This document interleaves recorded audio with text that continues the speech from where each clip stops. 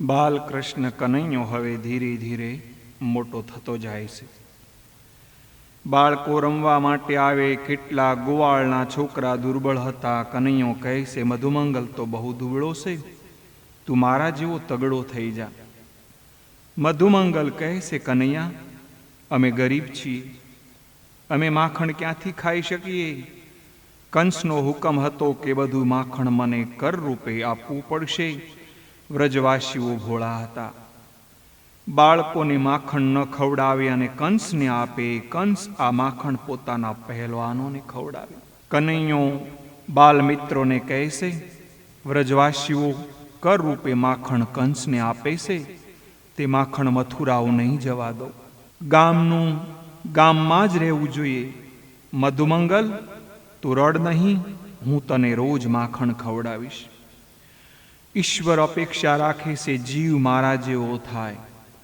જીવ ઈશ્વર સાથે પ્રેમ કરે એટલે ઈશ્વર એવી આશા રાખે છે. મિત્રો કહે, રોજ માખણ આપશે તો મારી માં તને મારશે.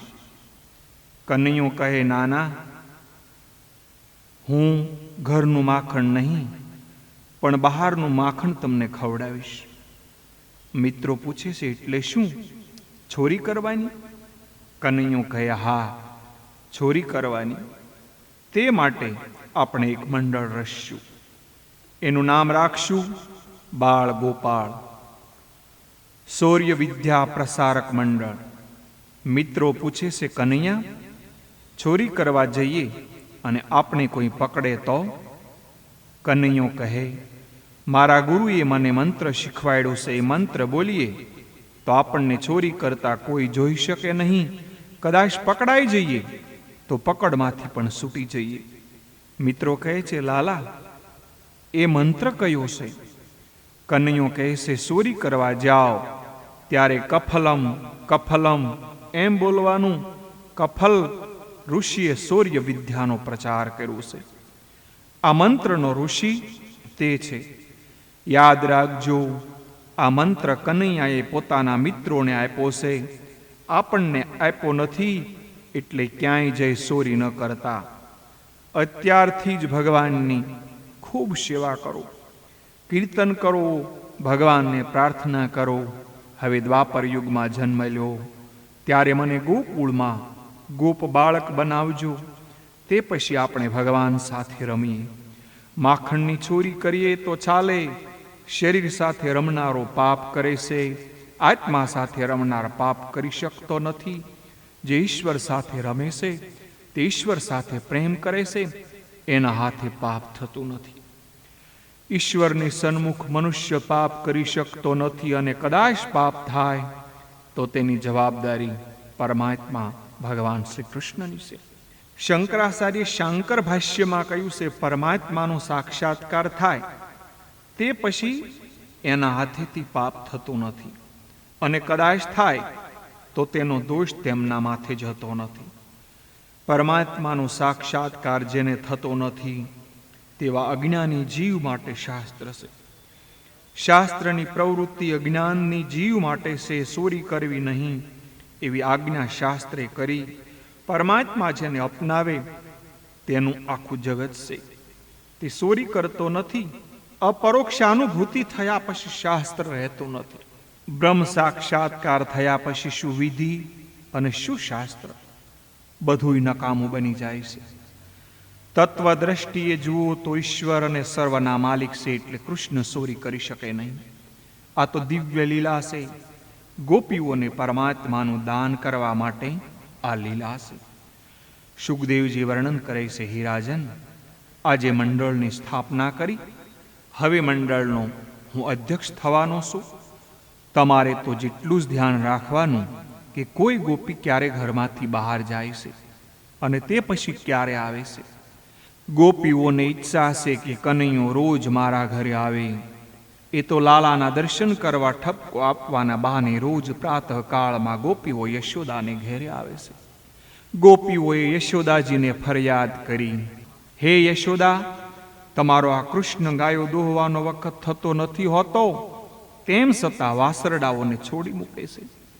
અમારા દહીં દૂધ માખણ ચોરી જાય છે. અને તેના મિત્રોને અને વાનરોને ખવડાવી દેશે. જો ઘરમાંથી કંઈ ન મળે તો ગુસ્સે થઈ અમારા બાળકોને રડાવે છે. ગમે ત્યાં છેટે ઉપર શિકામાં દહીં દૂધ મૂકીએ ત્યાં પણ એ પહોંચી જાય છે. અંધારામાં માખણ વગેરે રાખીએ તો અંધારું તેને અસર કરતું નથી. કૃષ્ણ જ્યાં જ્યાં જાય ત્યાં પ્રકાશ ફેલાય છે. અમે જ્યારે તેને ચોર છે એમ કહીએ તો અમને તે કહે છે, તું ચોર, તારો બાપ ચોર, ચોર તારી માં, ચોર ચોર, આવી રીતે સામું કહે છે. હું તો ઘરનો માલિક છું. યશોદા, તારા કાનકુંવરને સાદ કરીને વાર રે, આવડી ધૂમ મચાવે વ્રજમાં, નહીં કોઈ પૂછણ હાર રે. યશોદા, તારા કાનકુંવરને સાદ કરીને વાર રે. આ પદ નરસિંહ મહેતાએ લખેલું છે. ખૂબ સુંદર છે. એક સખી કહે છે, માં તને શું કહું, ગાય દોવાનો સમય થયો ન હોય તો પણ વાછરડાઓને કનૈયો છોડી મૂકે છે. દૂધ દોહવાના સમયે વાછરડાને છોડે તો સાધારણ ગોવાળ છે, પણ આ તો ગોવાળનું પણ ગોવાળ છે. સમય ન થયો હોય તેમ છતાં વાછરડાને છોડે એ જ શ્રી કૃષ્ણ. કૃષ્ણ તો અસમયે વાછરડાઓને એટલે કે જીવોને છોડે છે, એટલે કે મુક્તિ કરે છે. વાછરડાઓનો અર્થ થાય છે વિષયાસક્ત જીવ. વત્સ એટલે વિષયાસક્ત જીવ. શાસ્ત્રમાં મુક્તિના બે પ્રકાર વર્ણન કરવામાં આવ્યા. એક ક્રમ મુક્તિ અને બીજી સધો મુક્તિ. સમયે જીવને છોડે એ મુક્ત કરે તે મર્યાદા પુરુષોત્તમ રામ. પણ કનૈયો તો પુષ્ટિ પુરુષોત્તમ લીલા પુરુષોત્તમ છે. કનૈયો તો ક્રમે ક્રમે મુક્તિ કરવાને બદલે અસમયે જીવ લાયક ન થયો હોય તો પણ જીવને મુક્તિ આપે છે. શ્રી કૃષ્ણ જે જીવ પર કૃપા કરે છે તેને ક્રમ પ્રમાણે નહીં તરત મુક્તિ આપે છે. આ પુષ્ટિ લીલા કૃપા માર્ગ છે. ક્રમ મુક્તિ એટલે કે શુદ્ર જાતિમાં જન્મ, શુદ્ર જાતિમાં ચોરી અને વ્યભિચાર વગેરે પાપો ન કરે તો એને બધાય વર્ણોની સેવા કરે. શુદ્રના ધર્મનું પાલન કરે તો તે પછી બીજો જન્મ વૈશ્ય જાતિમાં થાય છે. વૈશ્ય જન્મ થયા પછી તે જન્મમાં જાતિનું બરાબર પાલન કરે તો વૈશ્ય મર્યા પછી ક્ષત્રિય થાય છે. ક્ષત્રિય ધર્મનું બરાબર પાલન કરે એટલે મર્યા પછી બ્રાહ્મણ થાય છે. અને બ્રાહ્મણ જન્મમાં તે સદાચારી હોય તો તે પછીના જન્મે અગ્નિહોત્રી બ્રાહ્મણ થાય છે.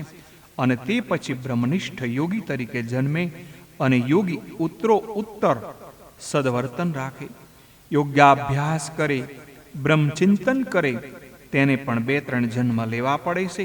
ક્રિયામાણ, સંચિત અને પારબ્ધ બધા કર્મો બળે એટલે જીવ શુદ્ધ થાય છે અને તેને મુક્તિ મળે છે. આ ક્રમ મુક્તિનો છે. પરંતુ સધો મુક્તિમાં કોઈ ક્રમ નથી. ઠાકોરજી જે જીવ પર કૃપા કરે તેને વૈકુંઠમાં લઈ જાય. કોઈ વૈશ્ય ભગવદ ભક્તિ કરે, કૃષ્ણ પ્રસન્ન થાય તો તે વૈષ્ણવને ઉઠાવીને ભગવાન ગોલોકધામમાં લઈ જાય.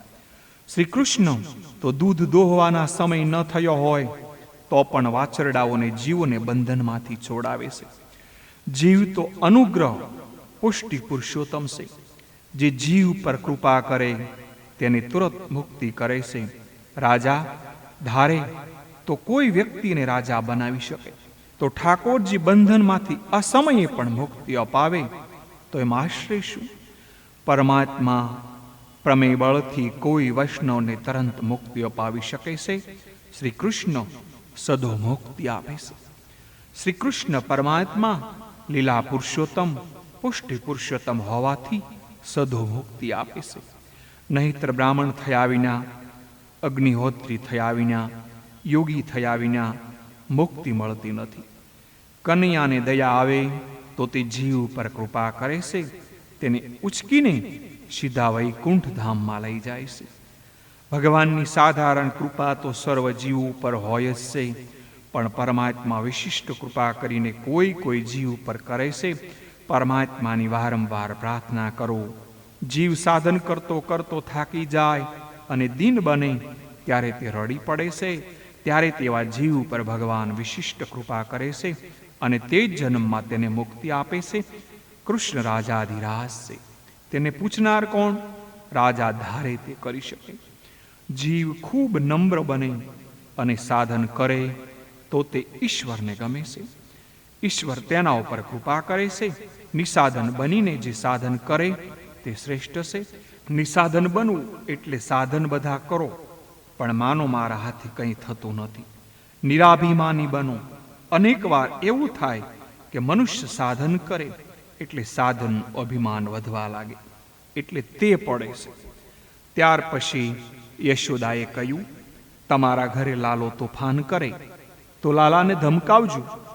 ત્યારે બીજી ગોપી બોલે, માં, લાલાને ધમકાવીએ? એ તો અમને ધમકાવે છે.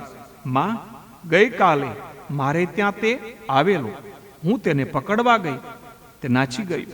હું પાછળ દોડી, થાકી ગઈ. હું તેને પકડી શકી નહીં, એટલે દૂર ઊભો રહી અંગૂઠો બતાવી બોલવા લાગ્યો, હુરિયો હુરિયો. એક સખી બોલી, માં, કનૈયો મારા ઘરે આવી માખણની ચોરી કરે છે. યશોદાએ તે ગોપીના કાનમાં કહ્યું, એ વાત કોઈને કહીશ નહીં. આ વાત જાહેર થઈ જશે તો લાલાને કન્યા કોણ આપશે? ગોપી કહે, માં, તને શું કહું? કનૈયો માગે તે આપું, પણ આ માગતો નથી. યશોદાને થયું કે કનૈયાને ધમકાવું, પણ વિચાર આવ્યો કે ધમકાવું પણ એના પેટમાં બીક દાખલ થઈ જાય તો? ગોપીઓની સર્વ ઇન્દ્રિયોને પોતાના તરફ ખેંચી પરમાનંદ તરબોળ બનાવી વૈકુંઠના મોક્ષના પરમાનંદનું દાન કરવા માટે શ્રી કૃષ્ણની આ લીલા છે. યશોદા મૈયા કનૈયાને સમજાવે છે કે ઘરનું માખણ કેમ ખાતો નથી. લાલાએ કહ્યું, મને ઘરનું માખણ ભાવતું નથી, કારણ ઘરનું ખાવ તો ઘરનું ઓછું થાય. હું તો બહાર જઈ કમાઈને જ ખાઉં છું અને ઘરે આવું છું. ગોપીના માખણમાં વિશિષ્ટ મીઠાશ એને લાગે છે. સખીઓ યશોદાજી પાસે ફરિયાદ કરે છે, માં, કનૈયાને બહુ લાડ લડાવશો નહીં, કનૈયો માખણની ચોરી કરે છે. સુખદેવજી કથા બહુ વિવેકથી કરે છે. શ્રી કૃષ્ણ ચોર છે એમ કહ્યું નથી, પણ ઇતિ હોચું. વ્રજની ગોપીઓ આ પ્રમાણે યશોદાને માખણ ચોરીની લીલા કહેતી હતી એમ કહ્યું છે. માએ પૂછ્યું, કનૈયો ઘરમાં આવે છે તે તમને ખબર પડે છે? કનૈયો માખણની ચોરી કરે છે એની તમને ખબર પડે છે કે નહીં? ગોપીઓ કહે છે, માં, કનૈયો આવે છે તેની અમને ખબર પડે છે. એ જ દિવસે ઘરે આવવાનો હોય એની આગલી રાત્રે સ્વપ્નમાં પણ દેખાય છે. માં, હું પથારીમાં પડી અને સ્વપ્નમાં કનૈયો દેખાય. પથારીમાં પડ્યા પછી કનૈયો યાદ આવે છે. વૈષ્ણવો તો સૂવે છે ત્યારે પથારીમાં પણ ઠાકોરજીને સાથે રાખીને સૂવે છે. ઠાકોરજીને સાથે રાખવાનું એટલે કે શું? પથારીમાં પડ્યા પછી હરે કૃષ્ણને નિંદ્રા આવતા હોય ત્યાં સુધી ઈશ્વરનો જપ કરવાનો. ભગવાનની મૂર્તિ રાખી અને એની સાથે શું? એ બધાય તો ફક્ત બાહ્ય ક્રિયા છે, પણ અખંડ ભગવાનનું ચિંતન કરવું, એમના નામનો જપ કરવો, એ જ પરમ ભક્તિ છે. પથારીમાં પડ્યા પછી એ વસ્તુ યાદ આવે તો માનજો કે તેમાં મારું મન ફસાયેલું છે. કેટલાક પથારીમાં પડ્યા પછી વિચારે છે કે કાલે કોને કોને ત્યાં ઉઘરાણી કરવાની. માનજો આનું મન દ્રવ્યમાં ફસાણું. લોભીનું મન દ્રવ્યમાં હોય, કામીનું મન સ્ત્રીમાં હોય. એક ગોપી બોલી, માં, ગઈકાલે રાત્રે પથારીમાં પડી ત્યારે મને કનૈયો યાદ આવ્યો.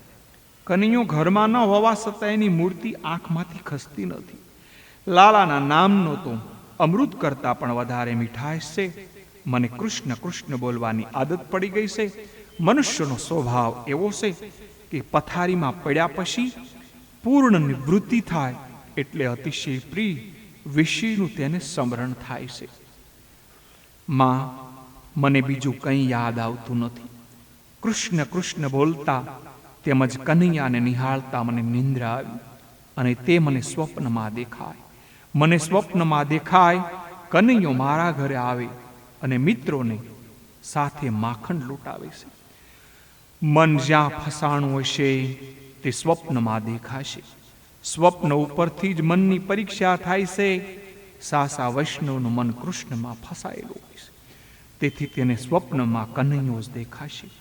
આવું સ્વપ્ન દેખાય તો જ સમજવાનું કે હું પરમ વૈષ્ણવ છું. પ્રભુના પ્રથમ દર્શન અધિકારીને સ્વપ્નમાં થાય છે.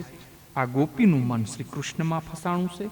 માં, પછી તે મને થયું કે કનૈયો મારા ઘરે જરૂર આવશે.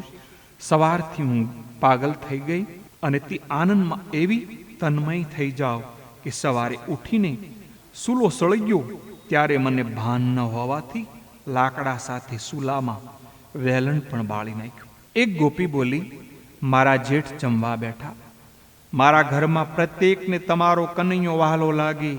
હું પીરસતી હતી તો પણ કનૈયાની મધુર સ્મૃતિમાં મન લીન હતું. મારા જેઠે મને કહ્યું, મને મુરબ્બો જોઈએ છે.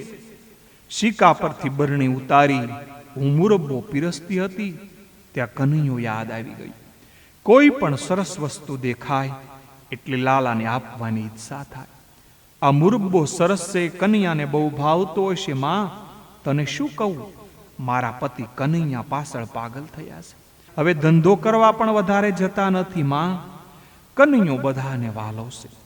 મનમાં ભાવના જાગી.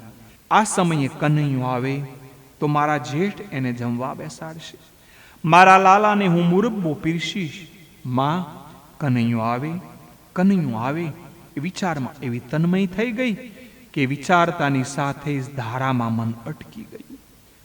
મને ભાન રહ્યું નહીં. બરણી ચીકામાં પાછી મૂકવાની હતી. બરણી ધરતી ઉપર રહી અને બરણીમાં બદલામાં મેં મારા બાળકને ચીકામાં મૂકી દીધું. એક સખીએ કહ્યું, માં, આજે લાલાએ મારી લાજ રાખી. કનૈયો કેમ ભૂલાય? ઈશ્વર સાથે પ્રેમ કરો તો ભૂલાશે નહીં. અરે સખી, તારા ઘરમાં શું થયું? સખી બોલી છે, મારે ત્યાં મહેમાન આવ્યા. મારા સસરાજી ક્રોધી છે. માં, મને આદત પડી છે કે હરે કૃષ્ણ બોલતા હું રસોઈ બનાવું. માં, રસોઈ કરતી વખતે હું પરમાત્માનું સ્મરણ કરું એટલે રસોઈમાં મારી ભૂલ થાય. એટલે મારા સસરાજીએ ટકોર કરી કે મહેમાન જમવાના છે, સાવધાન થઈ સારી રીતે રસોઈ કરજે. અમે ખેતર જઈએ, 2 વાગે આવીશું. મારા સસરા ખેતર ગયા. માં, હું રસોઈ બનાવતી હતી. મારા મનમાં એમ થયું, ભોગતા તો પરમાત્મા છે. રસોઈ રસરૂપ પ્રભુને માટે જ હોય છે. હરે કૃષ્ણ મંત્ર બોલતા હું રસોઈ કરતી હતી. આવી ભાવનાથી રસોઈ કરજો. મનમાં જો ફિલ્મના સંસ્કાર આવશે તો કામના પરમાણુઓ રસોઈમાં પણ આવશે. પવિત્રતાથી રસોઈ કરો તો જમનારનું કલ્યાણ થશે. રસોઈ કરતા જેવા પરમાણુ મનમાં આવે તેવા રસોઈમાં જાય છે. રોટલીનો લોટ બાંધો ત્યારે હરે કૃષ્ણ બોલો. રોટલી વણો ત્યારે હરે કૃષ્ણ હરે રામ મહામંત્રનો જપ કરો.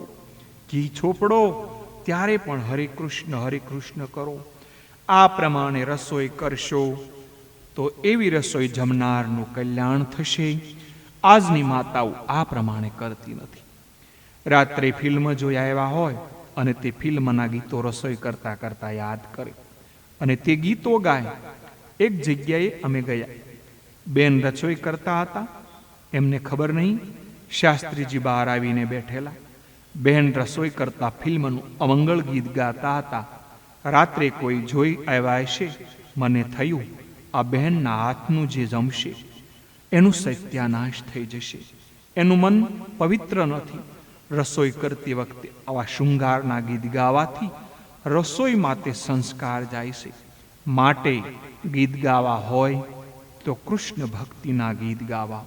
પ્રેમથી લગ્ની લાગી ઉनको, ક્યાં મથુરા ક્યાં કાશી રે, ગોવિંદ કે ગુણ ગાતે ફિરતે વૃંદાવન કે વાસી. આજે સાવધાન થઈને રસોઈ કરતી હતી. બધી રસોઈ બનાવીને છેલ્લે હું માનભોગ શેકતી હતી. માનભોગ શેકતા મારા મનમાં વિચાર થયો, મનમોહન કનૈયાને માનભોગ બહુ ભાવે છે. મને થયું કે કનૈયું અત્યારે આવે તો મારા લાલાને હું માનભોગ ખવડાવું. મારું હૈયું હાથમાં રહ્યું નહીં માં. મને એવો ભાસ થયો કે કનૈયો આંગણામાં આવ્યો છે. હમણાં ઘરમાં આવશે, પછી તો કનૈયો રસોડામાં આવીને ઊભો છે. માનભોગ શેક્યો ત્યારે લાલાનું બહુ સ્મરણ થયું અને કૃષ્ણ સ્મરણમાં મને કાંઈ ભાન રહ્યું નહીં. તન્મયતામાં માનભોગમાં ખાંડને બદલે માં મીઠું નખાણું. ભોગ ધરી સસરાજી સાથે મહેમાનને જમવાનું પીરસ્યું. માનભોગમાં મીઠું નાખ્યું હશે, પણ તેને કૃષ્ણ નામનો સપૂટ લાગ્યો હતો. મહેમાન તો બહુ રાજી થયા. આ રસોઈ નથી, અમૃત છે. ખરેખર નામામૃતનો સંપૂટ એને અપાયો હતો. ખારાપણું મધુર રસમાં ફેરવાઈ ગઈ.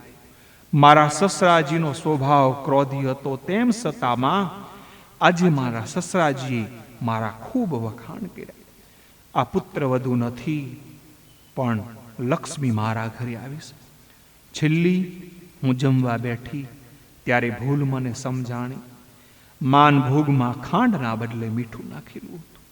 માં, કનૈયાએ મારી લાજ રાખી છે. એક ગોપી બોલી, માં, તને હું શું કહું? આજે દહીં દૂધ વેચવા જતી હતી. મને થયું મારી ગોળીમાં કનૈયો છે. મેં ગોળીમાં નીચે ઉતારી જોયું તો મને ગોળીમાં કનૈયો દેખાણો.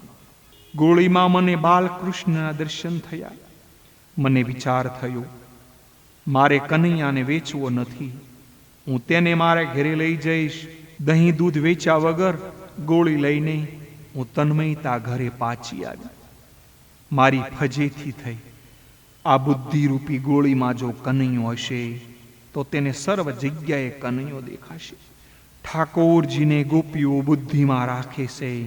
બુદ્ધિમાં મસ્તકમાં સંસારના જળ પદાર્થમાં રાખો તો તે જળ પદાર્થનું ચિંતન કરશે. અને બુદ્ધિમાં શ્રી કૃષ્ણને રાખશો તો માટીની ગોળીમાં પણ ભગવાન શ્રી કૃષ્ણના દર્શન થશે. આ ગોપીઓ ના છૂટકે ઘરનું કામ કરે છે, ત્યારે પણ શ્રી કૃષ્ણને યાદ કરે છે. અને જ્યારે નિવૃત્તિ થાય ત્યારે નિવૃત્તિમાં પણ શ્રી કૃષ્ણને યાદ કરે છે. મોટા મોટા યોગીઓ પરમાત્માનું નિત્ય સ્મરણ થાય એવો પ્રયત્ન કરે છે, ત્યારે વ્રજની આ ગોપીઓ પરમાત્માને ભૂલવાનો પ્રયત્ન કરે છે, તો પણ કનૈયો ભૂલાતો નથી. ગોપીઓના પ્રેમ સંન્યાસની આ કથા છે. ગોપીઓના કપડાં ભગવા નથી, પણ તેનું મન શ્રી કૃષ્ણ પ્રેમમાં રંગાયેલું છે. આ ગોપીઓના મનની તન્મયતા છે. આજ નિરોધ લીલા છે, આજ પ્રેમ લીલા છે. બાલકૃષ્ણની આવી અનેક લીલાઓ જોઈ ગોપીઓ ઘરમાં કામ ભૂલી જતી અને પાગલ બની જતી. ગોપીઓની સ્થિતિ આવી હતી. પ્રેક્ષત્ય ઈ જજ્ઞત ગૃહા. ઘરના કામ છોડી લીલાઓ જોતી હતી. તેઓનું મન કનૈયાની લીલાઓ જોઈ અસ્થિર તન્મય બની જતું. આ ગોપીઓની તન્મયતા બતાવે છે. કૃષ્ણમાં તન્મયતાને કારણે ગોપીઓ સંસારના વ્યવહારના કાર્યો બરાબર કરી શકતી નથી. કૃષ્ણ પ્રેમમાં ભાન ભૂલી ન કરવાનું કાર્ય કરી બેસતી. ઈશ્વરને માટે આવી તન્મયતા હોવી જોઈએ. કૃષ્ણ લીલામાં, કૃષ્ણ કથામાં આવી રીતે જે તન્મય થાય તે મુક્ત થાય છે. ભાગવત મર્યા પછી નહીં, મર્યા પહેલા મુક્તિ આપે છે. પણ ગોપીઓ જેવી તન્મયતા થવી જોઈએ. ગોપીઓના ઘરમાં કામો કરતા પણ કનૈયો ભૂલાતો નથી. ભક્તિ માર્ગમાં વ્યવહાર અને પરમાર્થ જુદો હોતો નથી. દરેક કાર્યમાં ઈશ્વરનું અનુસંધાન એ જ પુષ્ટિ ભક્તિ છે. પ્રત્યેક વ્યવહારને પ્રભુમય માને તે ભક્તિ. ગોપીઓ ભક્તિ માર્ગના આચાર્ય છે. દરેક કાર્યમાં ઈશ્વરનું અનુસંધાન રાખવાનું અને આ સિદ્ધાંત આચાર્ય મહાપ્રભુજીએ આગળ ચલાવ્યો છે. બધાય કાર્યથી પરવારી મળેલા સમયમાં ભક્તિ કરવી તે મર્યાદા ભક્તિ છે. મહાપ્રભુજીએ સુબોધીજીમાં ગોપીઓને પ્રેમ સંન્યાસીઓ કહી છે. ગોપીઓ પાસે હતો કેવળ નિસ્વાર્થ પ્રેમ. ગોપીઓનો પ્રેમ સંન્યાસ છે. વસ્ત્ર સંન્યાસ કરતા પ્રેમ સંન્યાસ ઉત્તમ છે. કૃષ્ણ પ્રેમમાં હૃદય પીગળે અને અંદર સંન્યાસ આવે તો સંન્યાસ દીપે. સર્વ કર્મનો ન્યાસ ત્યાગ એ સંન્યાસ છે. ઈશ્વરને માટે જે જીવે તે સંન્યાસી. ગોપીઓ ઈશ્વરને માટે જીવતી હતી એટલે ગોપીઓને ઉપમા આપી છે પ્રેમ સંન્યાસીની. જ્ઞાન અને યોગ ઉપર ભક્તિનો આ વિજય બતાવ્યો છે. આગળ જોઈશું કે ભક્તિ ભગવાનને બાંધે છે એટલે કે વશ કરે છે.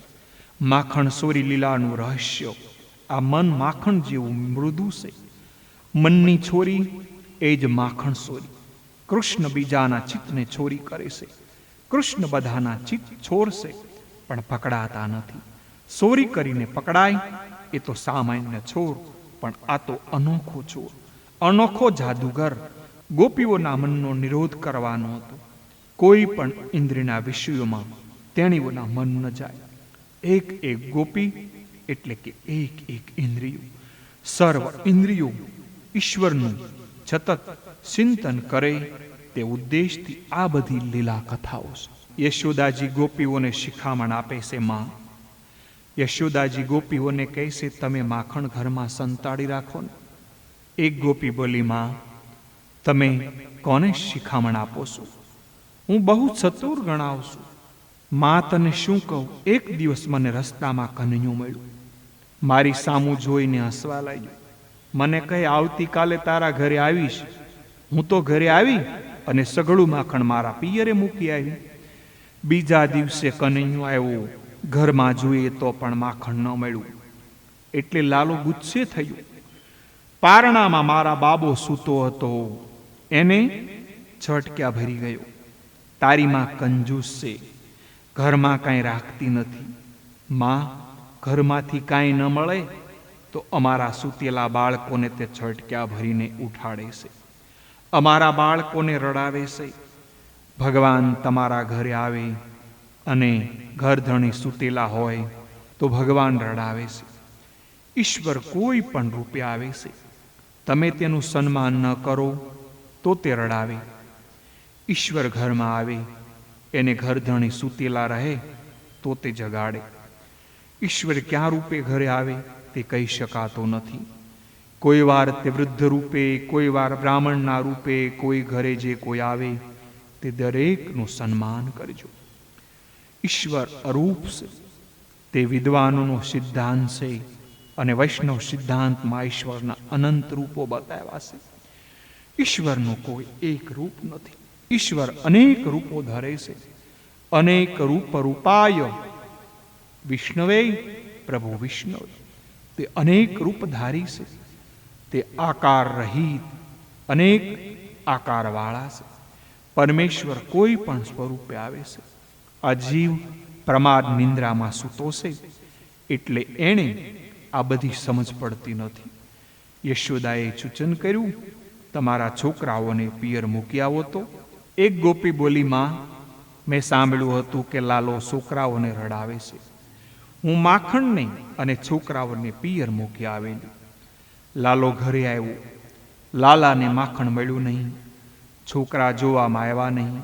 લાલો મને કહેવા લાગ્યો, જે ઘરમાં મારા માટે કશું નથી એ ઘર શમશાન રૂપ છે. જે ઘરમાં ભગવાન માટે કાંઈ નથી તે ઘર શમશાન જેવું છે. તે ઘર એક દિવસ જરૂર ઉજ્જડ થશે. સંપત્તિને મોજ શોખમાં વેડફી નાખે એ રાક્ષસ. ઘરમાં કોઈ નહોતું એટલે લાલો મિત્રોને કહે, આ ઘરમાં મારા માટે કાંઈ નથી, તેથી આ ઘર શમશાન જેવું છે. 2 જણા સુલા ઉપર બેસો, 2 જણા બારણામાં, બધાએ એકી બેકી કરીને ઉઠવાનું છે. માં મારું આખું ઘર બગાડ્યું. માં કનૈયો આવો છે. યશોદા કે, સખીઓ તમે કહો છો કે લાલો તોફાન બહુ કરે છે, પણ હું જ્યારે તેને પૂછું ત્યારે એ ના પાડે છે. તમે હવે કનૈયાને ચોરી કરતા જ પકડી લાવો. હું તો તમારી વાત સાચી માનીશ. તેને મોઢું માખણથી ખરડાયેલું હોય તે પ્રમાણે મુદ્દામાલ સાથે તેને પકડી લાવો. હું તેને સજા કરીશ. ગોકુળમાં એક પ્રભાવતી ગોપી હતી. એણે કહ્યું, એમાં શું મોટી વાત છે, હું લાલાને પકડીશ. પ્રભાવતી ગોપી અભિમાની હતી. તેને મનમાં ઠસક હતી. કનૈયાએ મિત્રોને કહ્યું, આજે તો પ્રભાવતી ગોપીના ઘરે જવાનું છે. પ્રભાવતી ગોપી સંતાઈને બેઠી છે. બાળકો ધીરે ધીરે ઘરમાં દાખલ થયા. કફલમ કફલમ બોલે. કનૈયાએ માખણ ઉતાર્યું. બાળકોને ખવડાવે, તે પછી વાનરોને પણ ખવડાવે. કરેલા થોડા ઉપકારને ભગવાન ભૂલતા નથી. રામા અવતારમાં આ વાનરોએ મારી ખૂબ સેવા કરેલી છે. રામા અવતારમાં આ મારા ભક્તો હતા. તેઓએ ઝાડના પાન ખાઈને મારી ખૂબ સેવા કરી છે. એ વખતે હું તપસ્વી હતો, એટલે તેમણે કંઈ આપી શક્યો ન હતો. આજે તેઓને ખૂબ માખણ ખવડાવીશ. અનેક વાર વાનર જેટલો સંયમ રાખે છે, જેટલો મનુષ્ય રાખતો નથી. વાનર રામફળ નહીં ખાય, વાનર સીતાફળ નહીં ખાય, એ જાણે છે અમે સીતારામના સેવકો છીએ. વાનર જેટલી મર્યાદાઓ પાળે છે, એટલી મનુષ્ય ન પાળે તો તે વાનર કરતા પણ અધમ છે. લાલાએ માખણ ખાધું છે, એનું પેટ ભરાણું. પ્રભાવતી ધીરે ધીરે આવી મિત્રોને કહેવા લાગ્યા, કનૈયા આવી આવી, ભાગ ભાગ. કનૈયો કહે, શું કરવાની હતી, ભલે આવી. પ્રભાવતીએ કનૈયાનો હાથ પકડી લીધો. કનૈયો ઢોંગ કરે છે. પ્રભાવતીને કહે, મને છોડી દે, મારી મા મને મારશે, મને છોડી દે. તારા સસરાના સોગન ન છોડે તો તારા ધણીના સોગન. પ્રભાવતી કહે, આજે તું બરાબર હાથમાં આવ્યો છે, હું તને નહીં છોડું, હું તને યશોદા મા પાસે લઈ જઈશ. કનૈયો કહેશે, છોડી દે, છોડી દે.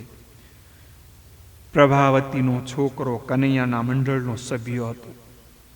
તેણે થયું લાલાને યશોદા મારશે. તે પ્રભાવતી પાસે આવ્યો. કહે, માં, લાલાએ ચોરી નથી કરી. મેં આમંત્રણ આપેલું, જે સજા કરવી હોય તે મને કર, પણ માં, તું લાલાને છોડી દે. હું તને 4 માસ સુધી માખણ નહીં ખાવ. પ્રભાવતીને થયું, લાલાને છોડી દઉં, પણ યશોદાજીને ખાતરી થતી નથી કે લાલો ચોરી કરે છે. આજે યશોદાને ફક્ત ખાતરી કરાવવાની છે. માં લાલાને ઠપકો આપશે ત્યાં સુધી સાંભળીશ, પણ લાલાને મારવા નહીં દઉં. લાલો મારો પણ છે. જ્યાં અભિમાન આવે ત્યાં દુર્ગુણ આવે છે. પ્રભાવતીને હતું, લાલાને મેં પકડ્યો, બીજું કોઈ પકડી શકે નહીં, એટલે તે લાલાને છોડતી નથી. બાળકો રડવા લાગ્યા. કનૈયો મિત્રોને કંઈ ગભરાશો નહીં, હું ગમ્મત કરીશ. પ્રભાવતી વિચારવા લાગી, આમ તો કનૈયાને કોઈ પકડી શકે નહીં, પણ મેં તેને પકડ્યો છે. મનુષ્ય સાધન કરે એટલે ઈશ્વર હાથમાં આવે. પછી તે સાધનામાં નિષ્ઠા ન રહે તો ઈશ્વર સટકી જાય છે. પ્રભાવતી લાલાને હાથ પકડી જતી હતી. તેવામાં સામેથી વૃદ્ધ વ્રજવાસી આવતા પ્રભાવતીએ લાજ કાઢી. કનૈયો પ્રભાવતીને કે, મારા હાથમાં દુઃખ થાય છે, તું મારો બીજો હાથ પકડ. પ્રભાવતી બીજો હાથ પકડે. એ પછી લાલાએ હાથ ઉપર છૂટી ખણી. હાથ બદલામાં કનૈયાએ એના છોકરાને ઈશારો કર્યો, આવી જા આ બાજુ. તેને છોકરો હતો, પ્રભાવતીના હાથમાં સોંપી દીધો. કનૈયો જલ્દી મા પાસે આવ્યો. માને કહે, માં, એક ગોપી મને મારવા આવવાની હતી, પણ માં, મેં કંઈ કર્યું નથી. માએ કહ્યું, તું અંદરના ઓરડામાં બેસી જાય.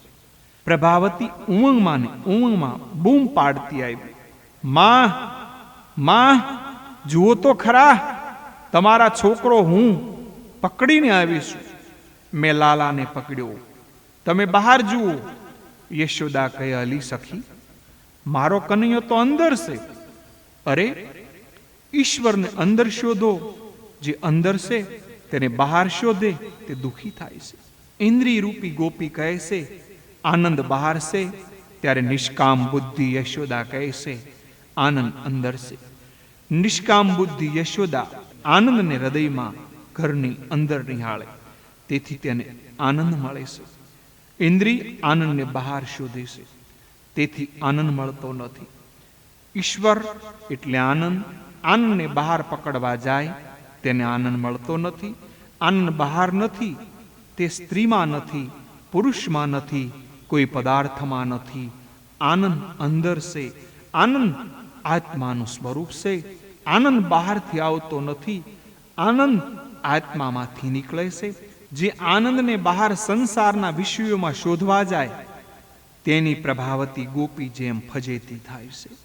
જે ઈશ્વરને બહાર શોધે તેની ફજેતી થાય છે.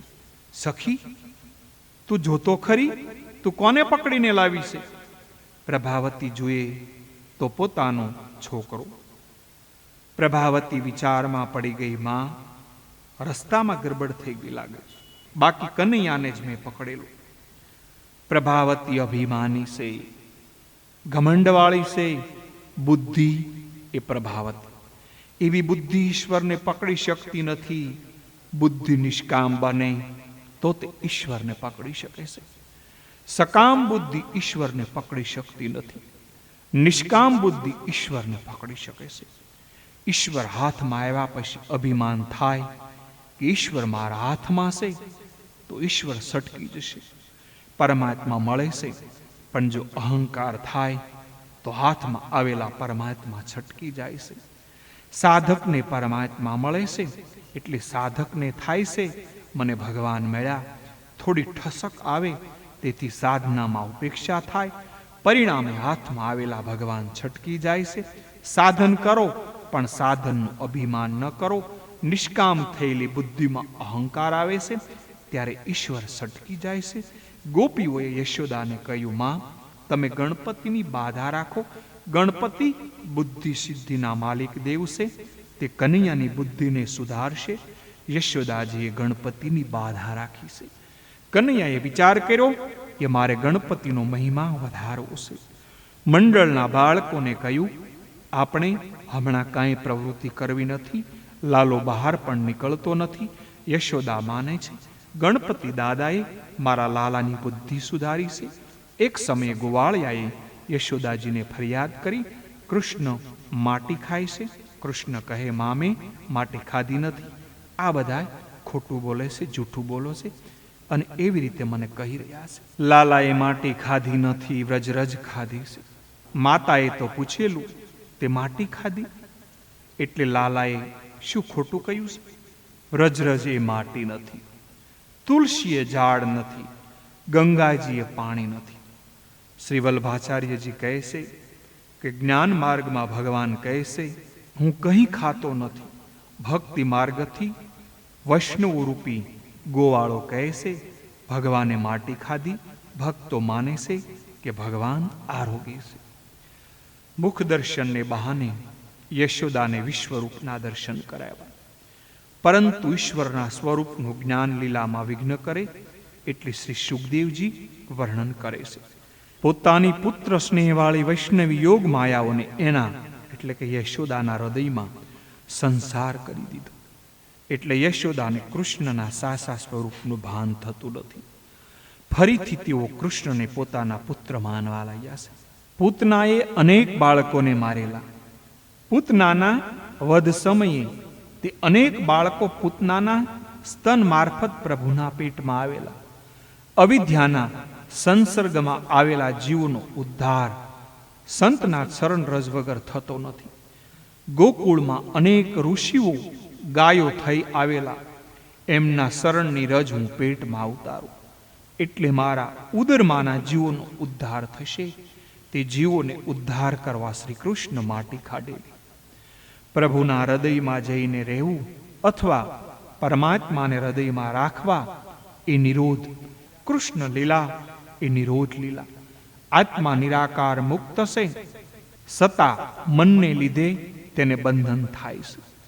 ભગવાન મેરા પછી નહીં, પરંતુ મેરા પહેલા મુક્તિ આપે છે.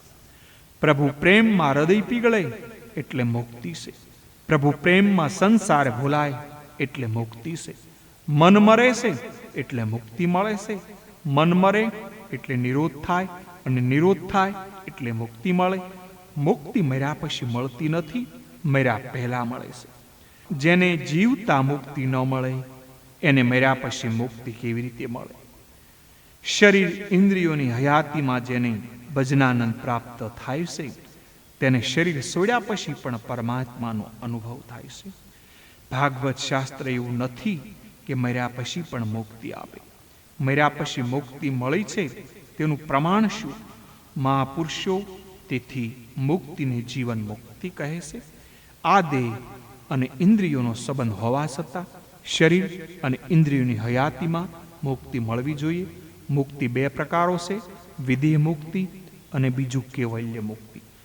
કમળ જેમ પાણીથી અલિપ્ત રહે, કમળમાં જેમ પાણી રહેતું નથી, તેમ જ્ઞાની પુરુષોની અંદર સંસાર રહેતો નથી. જગત ન દેખાય એટલા માટે જ્ઞાની પુરુષો આંખ બંધ કરીને બેસે છે. પણ જગત એવું છે કે આંખ બંધ કર્યા પછી પણ દેખાય છે. અંદરનો સંસાર શરૂ થાય છે, બહારનો સંસાર ભક્તિમાં વિઘ્ન કરતો નથી. પણ જે સંસાર મનમાં છે તે વિઘ્ન કરે છે. મનમાંથી સંસારને કાઢી નાખો તો લાભશે. નાવડી રહે છે જળમાં, પણ નાવડીમાં જળ આવે તો તે ડૂબે છે. જ્ઞાની પુરુષો સાવધ રહે છે કે બહારનો સંસાર મનમાં આવે નહીં. સંસાર એ બાધક થતો નથી. વિષયોનું ચિંતન કરતા વિષયોમાં જે આસક્તિ ઉત્પન્ન થાય તે બાધક છે. સંસાર સુખરૂપ આપે છે તે કલ્પના માત્ર બાધક છે. સાચું સુખ નથી, તે કેવળ ભાસ માત્ર છે. એમ સતત ધ્યાન રાખે છે. દ્રશ્ય પદાર્થમાંથી દ્રષ્ટિ હટી જાય અને દ્રષ્ટામાં દ્રષ્ટિ સ્થિર થાય ત્યારે આનંદ મળે. દ્રશ્યમાં દ્રષ્ટાને સાક્ષી કહે. દ્રશ્ય એ દુઃખરૂપ છે, દ્રષ્ટા માત્ર આનંદરૂપ છે. દ્રશ્યમાંથી દ્રષ્ટિ હટાવી અને દ્રષ્ટામાં સ્થિર કરશો તો આનંદ મળશે. જગત રહેવાનું, જગતમાં વિષયો પણ રહેવાના, શરીર રહેવાનું, મન પણ રહેવાનું. જગતને છોડીને ક્યાં જશો? અજ્ઞાની જીવ જગતને ભોગ દ્રષ્ટિથી જુએ છે, જ્ઞાની જગતને ભગવત દ્રષ્ટિથી જુએ છે. લૌકિક નામરૂપમાં આસક્તિ એ માયા છે, અવલૌકિક નામરૂપમાં આસક્તિ એ ભક્તિ. ભાવના વગર ભક્તિ માર્ગમાં સિદ્ધિ મળતી નથી. આત્માને મુક્ત કરવાનો નથી, એ તો મુક્ત જ છે. નિરોધ એટલે પ્રભુના હૈયામાં નિવાસ. નિરોધ અને વાસના નિરોધને પ્રતિબંધ કરે છે. જ્યાં સુધી હૈયામાં વિરોધ હોય ત્યાં સુધી નિરોધ થતો નથી. વિરોધ અને વાસના જીવનમાંથી ઉડી જાય એટલે કે આપોઆપ નિરોધ થઈ ગયો ગણાય. મુક્તિ ક્યારે મળે? શરીર મરવાથી મુક્તિ મળતી નથી, મન મરવાથી મુક્તિ મળે. મનનો નિરોધ એ જ મુક્તિ છે. દશમ સ્કંદમાં નિરોધ લીલા છે. સંસારના સર્વ વિષયોમાંથી મન હટી જાય અને ઈશ્વરમાં મળી જાય તો એ મુક્તિ છે. પરમાત્મા આનંદ સ્વરૂપ છે. મન અર્ધચેતન છે. મન સંસારના વિષયો સાથે એક થતો નથી, કારણ સંસાર જળ છે અને મન અર્ધચેતન. સજાતિમાં સજાતિ મળે. ઈશ્વર સિવાય મન કોઈને સાથે અભિન્ન થતો નથી, એટલે કે એક થતું નથી. અતિ કામી હોય પણ કામ સુખ ભોગવ્યા પછી એનું મન સ્ત્રીમાંથી હટી જાય છે. ભલે પછી ફરીથી તેનું ઈચ્છા જાગૃતિ થાય, પણ તે સમયે તો તેને ધૃણા થાય છે. એવી ધૃણા કાયમ ટકે તો બેડો પાર થાય. વૈરાગ્ય આવે છે પણ તે ટકતો નથી. વિષય ભોગવ્યા પછી ઘણા વૈરાગ્યો આવે, તે નકામું, તે ક્ષણિક છે. મનુષ્યને વૈરાગ આવે છે પણ માયા એવી છે કે તે વૈરાગ્યને ટકવા દેતી નથી. સંસારના જળ પદાર્થ સાથે મન એક થતું નથી. ફક્ત ઈશ્વર સાથે જ મન એકાકાર થાય છે. કૃષ્ણ લીલા એ મનનો નિરોધ, પ્રભુના હૈયામાં નિવાસ કરવા માટે છે. પૂર્વજન્મનું શરીર મરી ગયું, પણ પૂર્વજન્મનું મન લઈ આ શરીર આવ્યું છે. જીવાત્મા સાથે મન જાય છે, તેથી શરીર કરતાં મનની કાળજી વિશેષ રાખવાની છે. મન તમારી સાથે મર્યા પછી પણ આવે છે. સ્ત્રી, પુત્ર, કુટુંબ તમારી સાથે આવશે નહીં તો તે તમારી સાથે આવવાનું છે, તેની કાળજી રાખો. બીજામાંથી આસક્તિ ઓછી કરો. સંસારની કોઈ વસ્તુ બગડે કે નાશ થાય તો બીજી વસ્તુ મળશે, પણ મન બગડી જાય તો બજારમાં બીજું મન નહીં મળે. જીવાત્મા શરીર છોડે ત્યારે મન સાથે જાય છે, માટે મનને સાચવજો.